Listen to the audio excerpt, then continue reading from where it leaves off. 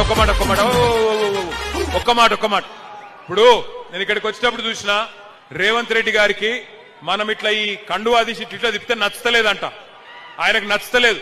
అందుకే ఒక్కసారి ఆయన కోసం గట్టిగా ఊపుదాం. ఓకే చలో.